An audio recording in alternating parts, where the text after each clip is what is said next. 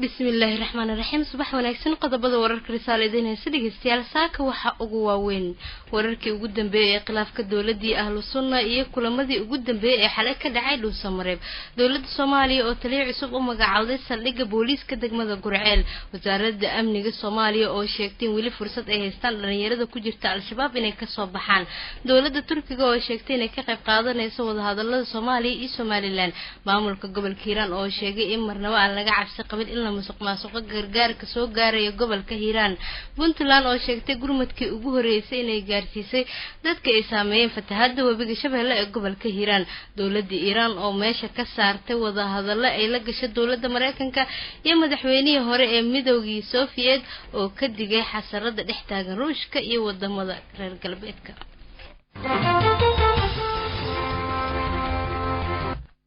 markale dhageystayaal subax wanaagsan intaad maqasheen qodobada risaalo ugu waaweyn ay ahaayeen u diyaar garooba dhageystayaal warkii oo intaas ka faahfaahsan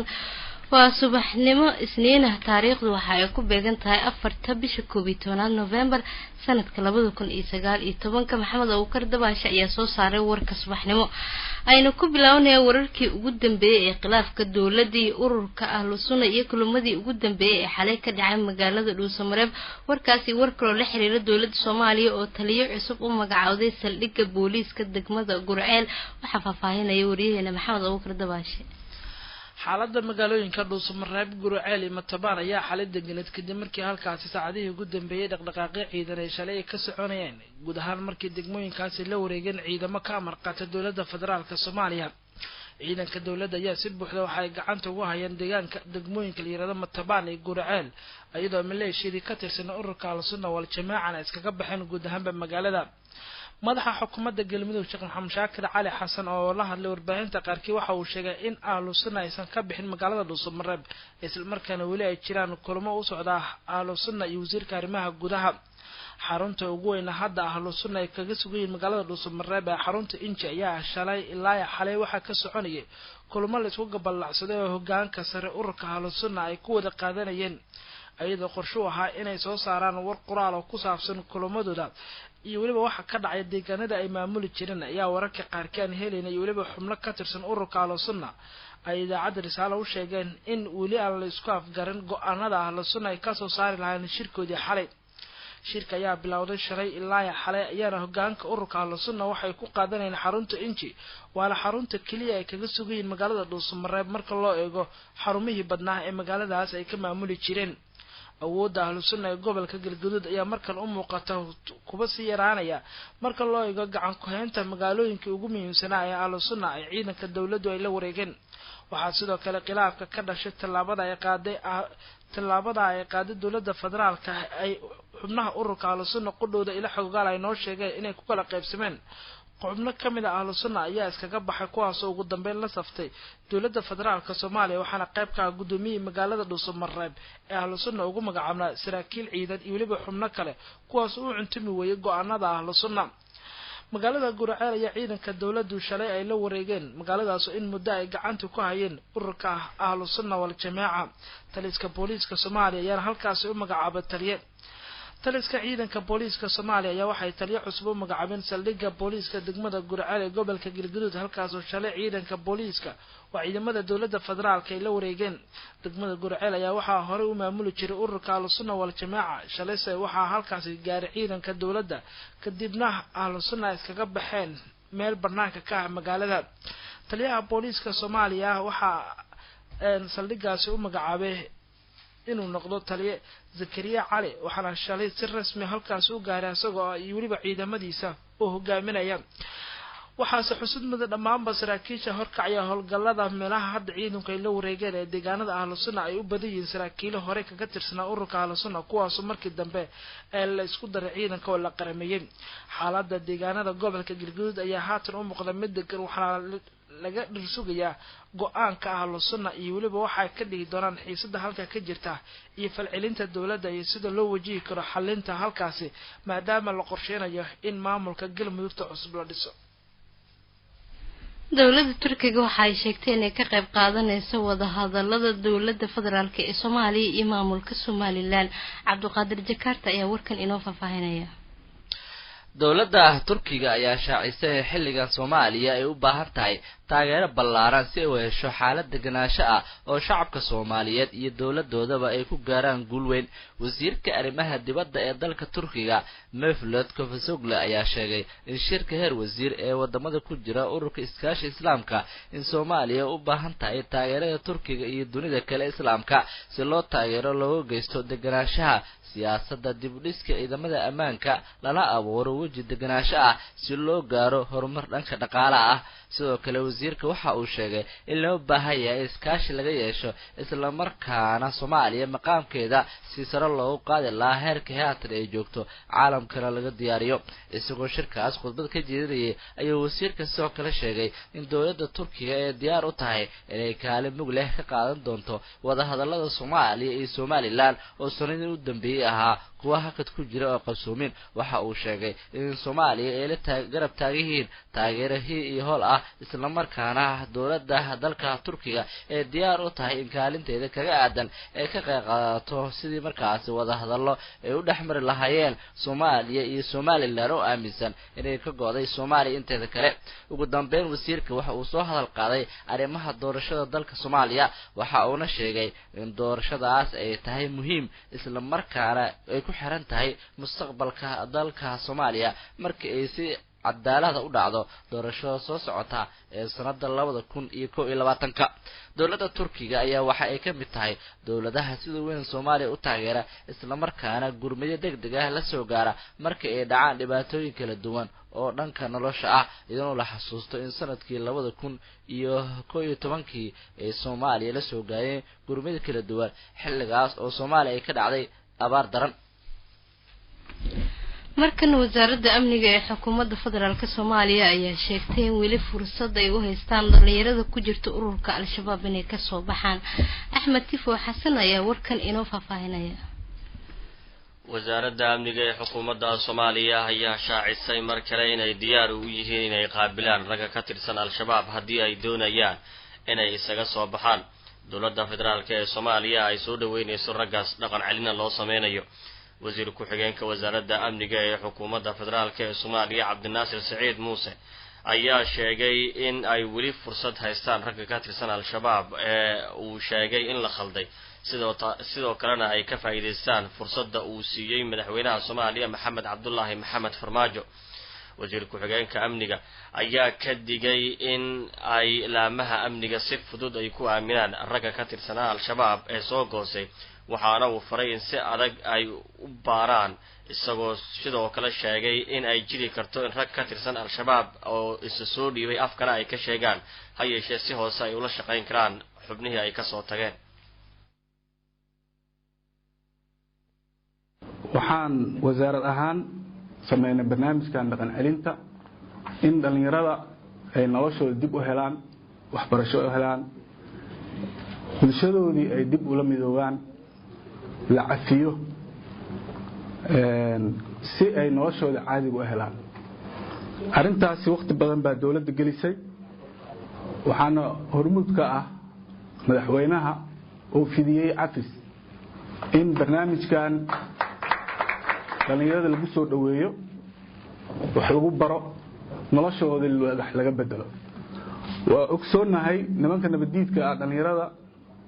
waxay ku sameeyaan kaliya ma aha inay wax u sheegaan tacadiyo badan bay u geystaan oo wali dhalinyarada yar yar way qasbaan way afduubtaan waxyaabo qaldan bay u sheegaan. intaas marka waxay dawladda diyaar u tahay in laga dhaqo wixii markaa lagu shugay. dowladda Soomaaliya ayaa kal hore waxa ay sheegtay inay cafis u fidinayso ragga ka tirsan Al-Shabaab haddii ay soo dhiibaan iyadoona ay wasaaradda amniga ay sheegtay inay u diyaarsan yihiin xarumo la doonayo dadkaas in lagu dhaqan celiyo. maamulka gobolka Hiiraan ayaa sheegay in marnaba aan cabsi laga qabin in la musuqmaasuqo gargaarka gaaraya gobolka Hiiraan ee loogu talagalay dadka uu saameeyay fatahaada webiga Shabeelle uu ka sameeyay xaafado ka tirsan magaalada Beledweyne ee gobolka Hiiraan. Cali Xasan Cali ayaa warkan inoo faafahinaya. gudoomiye ku-xigeenka arrimaha bulshada gobolka Hiiraan Sheekh Xuseen Cismaan Cali oo la hadlay idaacadda Risaale ayaa waxa uu sheegay inaysan jiri doonin wax musuqmaasuq ah oo lagu sameyn doono gargaarka loogu talagalay dadka ay saameeyeen fatahaada oo ka barakacay halkaasi. waxa uu sheegay inaysan wax cabsi ah ka qabin inuu dhaco musuq ayna u diyaar garooween sidii looga hortagi lahaa falalka la isleeyahay way sababi karaan musuqaasi. waxa uu intaa ku daray in magaalada Beledweyne ay ku sugan yihiin mas'uuliyiin ka socda xafiiska ra'iisul wasaaraha kuwa oo kormeer ku sameyn doona sida loo bixinayo gargaarka loogu talagalay dadka ay fatahaada ay saameysay in sidii loogu talagalay loo siinayo in kale. sidoo kale waxa uu sheegay in ay Beledweyne ku sugan yihiin xubno ka socda hay'adaha garsoorka kuwa oo ilaalinaya in uusan halkaasi musuq ka dhicin. gargaarka dowladda baan ku sheegay wax laga bixiyay wax laga taasumana waxaan ku talagalay qaabka loo bixinayo istiraatiijiyada heer federaal laga maamulo heer state yani wasiirada dowladda oo hirshabeelle heer maamul gobol yani heer gobol iyo heer degmo iyo adii sababta waxaa la soo guddiga hafsada oo sodiyada qoran marka aad u arkay maxkamadii waa joogaa marka anaga maamul ahaan sidii wax ma bila marka wax bilaawno oo aad maqashaan wixii dowladda loo soo dhiibay ayay bilaawdo marka maqashiin حقيقة قربك ولو بعينها قربك ما حراي محايلة إلى خطة وحان سياسني ضد قربك يعند على نقطة إلى أفضل وحي وطاحسن كاري إلى وحي كامل يدبر بردين كامل ما مجال بردين بح مركب مجال بردين إذا أفضل حفظه لكن تقول بردين كده تقولون تقول بردين ما رأينا إحنا وبقول كتب كل كتب أي سامي مركب تقولين ساميك نفس ساميك مركب يدرين كده بيعشان موس شان ما كنا حنا نقول حقيقة وهذا يعني طريق كانوا مش بدل على صدق تذكرين من حاجة مرحبا يعني وكبرين يعني عارف أنا وقت خبرت أنا معه وين يريد حكي صاحب لا أنا يريد أنا أساسي وكبرين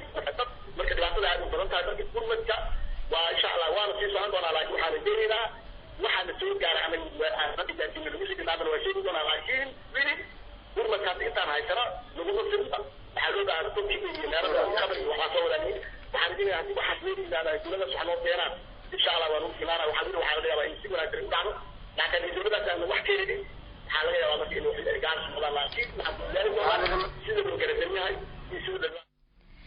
kaasi wuxuu ahaa gudoomiye ku-xigeenka arrimaha bulshada gobolka Hiiraan Sheekh Xuseen oo ka warbixinayay in marnaba aan laga cabsi qabin in la musuqmaasuqa gargaarka gaaray gobolka Hiiraan ee loogu talagalay dadka uu saameeyay fatahaada uu sameeyay webiga Shabeelle. Puntland waxa ay sheegtay in gurmadkii ugu horeeyay ay gaarsiisay dadka ay saameeyeen fatahaada webiga Shabeelle ee gobolka Hiiraan. madaxweyne ku-xigeenka Puntland mudane Axmed Cilmi Cismaan Karaash ayaa ka qayb galay sagootinta wajiga koobaad ee gurmadka Puntland ee loogu talagalay dadka dhibaatada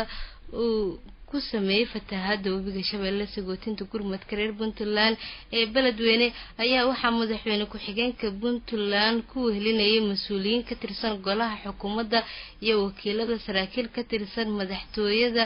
dhalinyaro iyo qaybaha kala duwan ee bulshada. madaxweyne ku-xigeenka Puntland mudane Axmed Cilmi Cismaan Karaash ayaa sheegay inuu aad ugu faraxsan yahay dadaalada dhiiranaanta damqashada iyo gurmadka ay horseedeen dhalinta reer Puntland. waxay wax ku gaadheen dadkii ku geeriyooday hanti iyo nafba tacsibaynu dirnaa mar labaadka waxaynu goosanay dadka shacabka reer Puntland iyo dawladdiisuba inay sida caado ahaan jirtay degdeg gurmad degdega ay u fidiyaan labadan baabuur hadda ina ag taagani alaabta la sheegay ee ka buuxdo waa intii ugu horeysay waa magaalada Garowe shacabkeeda iyo dawladdeeda iyo odayaasheeda iskaashaday iyo dhalinyaradooda faanole farka maqodna waa runtii Garowe oo mahad celinaya xabaaluhuna oo safaanan baa waa tartanka weligood waa ka qaadan jireen halka ugu horeysa marka uguma dambayso waa bilow dhalinyaradooda iyo shacabkeeda iyo dawladdu waa ka wada dhaxaysa laakiin waa dhalinyaradii reer Puntland ee reer Garowe baa bilowgaas aad iyo kaasi wuxuu ahaa madaxweyne ku-xigeenka Puntland. ugu dambeynna dhageystayaal dawladda Iran ayaa meesha ka saartay wadahadal ay la gashay Mareykanka. hogaamiyaha ruuxiga ee Iran Ayatollah Ali Khamenei ayaa meesha ka saaray wadahadallo ay la galaan Washington maalin ka hor xuska 40 guuradii ka soo wareegatay markii la afduubtay shaqaalaha safaaradda Mareykanka ee ku lahaayeen caasimadda Tehran ee Iran. kuwa u maleynaya wadaxaajoodka Mareykanka in uu xalinayo dhibaatada jirta xaqiiqdii way qaldan yihiin ayuu yiri Mr. Khamenei oo khudbad jeedinayay waxaana khudbadaasi lagu baahiyay website-yo iyo warbaahinno ku yaala Tehran. waxba kama soo bixi karaan wadahadallada aan la galeyno Mareykanka maxaa yeelay xaqiiq ahaan meelaha qaar go'aano adag ayaa inooga yaala. guud ahaan dhageystayaal waxaan intaas kusoo gabagabeynaynaa warkii subaxnimo oo saakaad kala socoteen idaacadda Risaale ee Muqdisho. ciduu seegaadib waxuu kaga heli karaa webpage-kan internet ku leenahay ciwaankeenu yahay radio risala.com. ciduu seegaadib waxuu kaga heli karaa webpage